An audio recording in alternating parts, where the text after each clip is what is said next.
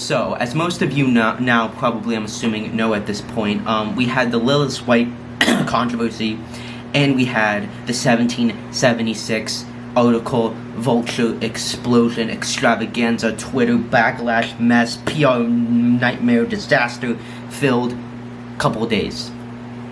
So, I didn't speak on Lilith White because I didn't think there was a lot to add to the conversation, but a conversation was raised on how we hold both black and white artists when they make mistakes at different levels.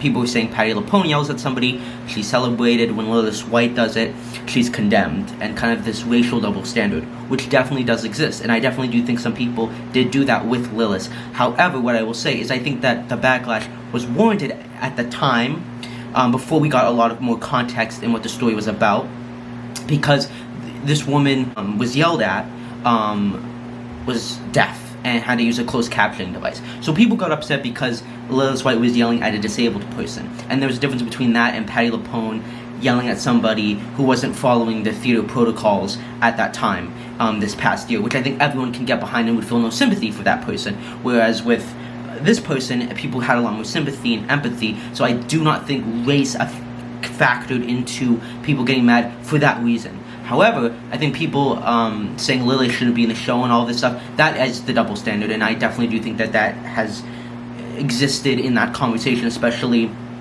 on the message boards. And then later it was clarified that Lilith only just said stop recording and that was it, and the woman kind of over-exaggerated it or didn't bring enough context to it. And that definitely did bring up the issue of needing to make sure that in theaters all protocols and all accessibility needs are met, and that we do a better job at that. And so that's pretty much all I have to say on that conversation. Number 2, we have the article of 1776 that is played by, and so Sara Porkalobe, I don't know if that's how you pronounce it, who plays some founding father, I don't really know who. Anyways, I love 1776. Amazing musical. Great songs. And I was looking forward to this revival when I was thinking about seeing it. Now, I think I might. Because we got this article. And if you're watching this video, then you know what's in the article. I'm not going to explain what she said. I'm not going to go over and dissect every little thing. I'm not here to be here for 10 minutes. But what I will say, in my opinion, is we've seen a lot of back and forth between Twitter and people defending her, and then her saying maybe I did some stuff wrong, and then people criticizing her. Like the Chicken and Biscuits playwright and Michael R. Jackson of Strange Loop were kind of not condemning, but criticizing what was in the article. And so now we're seeing a huge attitude change towards Sara. I think a lot of people that made very good criticisms were labeled as racist, as misogynistic, as sexist. And when people of color do something wrong, when black people, Asian people, all those people, they can make mistakes, and it's okay to call them out. And if we don't call them out, then that is bad. And if there is an instant pointing of the finger, and you can't say anything negative because of this and that. We're living in this this culture of fear of calling out people of color that are artists, and that's an issue. That's problematic, and that needs to change, because I saw that happen when people were making very good points or counterpoints to why this was disrespectful. In my opinion, this was a hit piece. It's another form of a diss track. Think Logan Paul, Jake Paul. It's everyday bro. The fall of Jake Paul. That is what this scenario was. This is what this article was. This article was a diss track on the production. A lot of what Sara said was professional, it was courteous, it was constructive criticism, it was expressing her artistic abilities and talking about some issues about white supremacy in the theater, and raising some really good points and great insights. However, there was a couple of key points in the article where she called the decision horrible. And then there was a huge controversy of the 75%.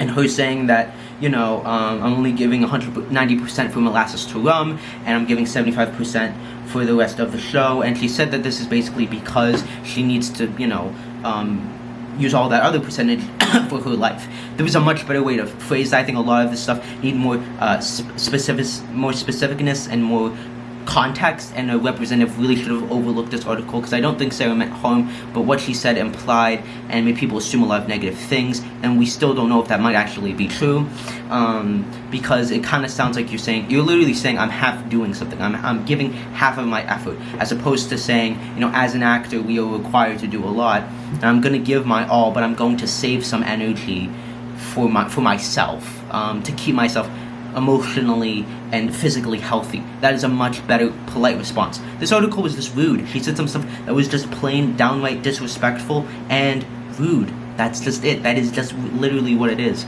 And she phrased things in a very blunt way, and I know people saying this is blunt, this is honest, and there's a difference between being blunt and honest and just being downright rude, and this was downright rude in some places.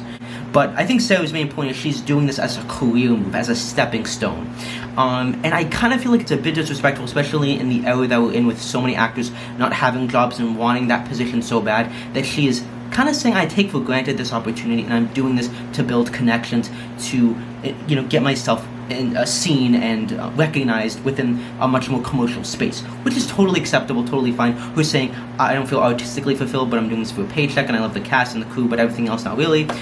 Much better way to say that. I think that, again, that's a bit disrespectful to people who want that position, and while she is in that position, she needs to make the most out of it, and at the end of the day, I think what she should have done maybe was take the harder route and not gone commercial and push through like Michael O. Jackson did. Michael O. Jackson did not go to commercial Broadway until now, and he didn't, go and star in some show that he was just doing for a paycheck, and so it leaves a bad taste in your mouth. And then she said, if I'm compromising, I better be getting paid a lot more money, and it just seems like, again, she's doing this for money, and I get it, but you don't say that publicly, and especially in a public news article. You don't do that. It's unprofessional, it's childish, it's amateur, and it's honestly sounding like you have a bit of an ego.